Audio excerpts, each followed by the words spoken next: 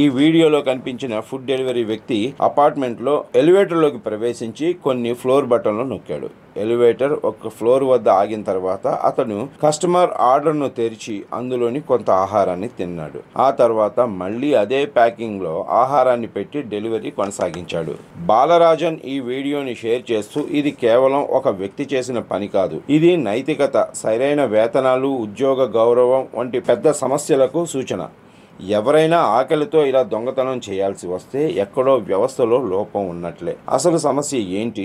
అతని ఆలోచన లేక తక్కువ జీతమా? డెలివరీ సంస్థలు నిజంగా మనుషులు బ్రతికేందుకు సరిపడా జీతాలు ఇస్తున్నాయా? ఈ బాధ్యత ఎవరిది? ఆ వ్యక్తిదా లేక సంస్థదా లేక మొత్తం వ్యవస్థదా? ఈ వీడియో వైరల్ కావడంతో లక్షలాది మంది ఆలోచనలో పడ్డారు. పనిచేసే సంస్థలు తమ ఉద్యోగులకు సరైన వేతనాలు ఇవ్వటం లేదా లేక ఉద్యోగ గౌరవం ఇవ్వటం లేదా అన్న ప్రశ్నలు తలెత్తాయి. డబ్బు చెల్లించి ఆహారం కొనుక్కునే కస్టమర్ కు ఇది న్యాయమా అనే సందేహాలు కూడా మిగిలాయి. ఈ వీడియో వైరల్ అవడంతో చాలా మంది ఆలోచనలో పడ్డారు. దీనివల్ల కొన్ని ప్రశ్నలు కూడా తలెత్తుతున్నాయి. పనిచేసే సంస్థలు తమ ఉద్యోగులకు సరైన వేతనాలు చెల్లిస్తున్నాయా లేదా? ఉద్యోగులకు తగిన గౌరవం లభిస్తుందా లేదా? డబ్బు చెల్లించి ఆహారం కొనుక్కునే కస్టమర్ కు ఇది నిజంగా న్యాయమేనా? ఈ సంఘటన ఫుడ్ డెలివరీ రంగంలోని లోపాలను, ఉద్యోగుల సంక్షేమాన్ని, కస్టమర్ల హక్కులను మరోసారి చర్చకు తీసుకొచ్చింది. వ్యవస్థలో ఎక్కడ లోపం ఉందో, దీనికి ఎవరు బాధ్యత వహించాలో అన్న ప్రశ్నలు ఉదయిస్తున్నాయి.